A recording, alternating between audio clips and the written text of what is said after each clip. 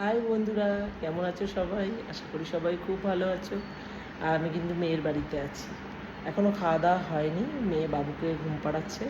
জামাইয়ের খাওয়া হয়ে গেছে, জামাইয়ের কল ছিল, তা ও খাওয়া দাওয়া করে অফিস চলে গেছে, মানে অফিসে বসে গেছে। ঘরেই তো অফিস, তা অফিসে বসে গেছে। তা আমি আর মেয়ে খাবো, বাবুকে ঘুম পাড়িয়ে নিই তারপরে।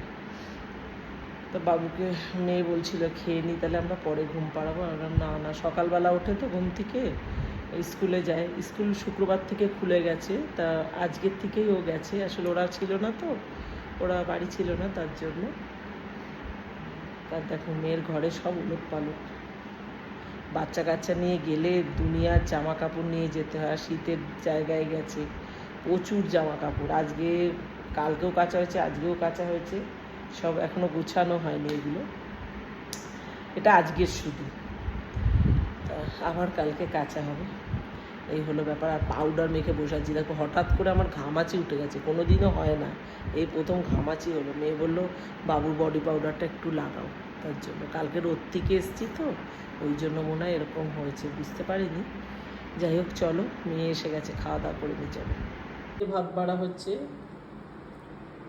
এটা ছিল ইলিশ মাছের মাথা দিয়ে একটা সবজি করেছিলাম, আর করেছিলাম আজকে কাতলা মাছের ইনস্ট্যান্ট একটা ভুনা রেসিপি। দারুণ টেস্টি রেসিপিটা। যদি দেখতে চাও আমার রেসিপিগুলো, ইট অ্যান্ড রিপিট চ্যানেলে, কুকিং চ্যানেলে দেখতে পারো। বসে গেছি খেতে, চুল টুল গুটিয়ে নিয়ে চলে এসেছি ভাত খেতে। চুল ছেড়েছিলাম এতক্ষণ। ইলিশ মাছের গন্ধটা, কালকে জানো বন্ধুরা, ইলিশ মাছ ভাজা, শুধু ইলিশ মাছ ভাজা দিয়ে ভাত খেয়েছি। কালকে মেয়ে ওরা এসছে বাড়িতে, কালকে কিচ্ছু রান্না বান্না হয়নি। আমিই বলেছি শুধু মাছ ভাজা কর। ডাল করেছিল, কিন্তু ওই ডাল আর ইলিশ মাছ ভাজা দিয়ে ভাত খেয়েছি, সেটা তোমাদের দেখানো হয়নি। কালকে একদম ফোনে স্টোরেজ ফুল ছিল, তাই জন্য একদমই দেখাতে পারিনি। এই যে দেখো, কাঁচা লঙ্কা দিচ্ছি, দেখো বন্ধুরা, লঙ্কা নিয়ে নিয়েছি, আরও আছে। এর মধ্যেও লঙ্কা দিয়েছি অনেকটাই।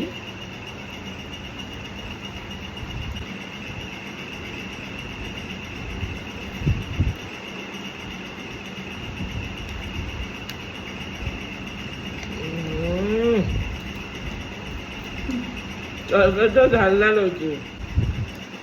ইলিশ মাছের তো একটা স্বাদ আছেই আলাদা, কোনো কথা হবে না।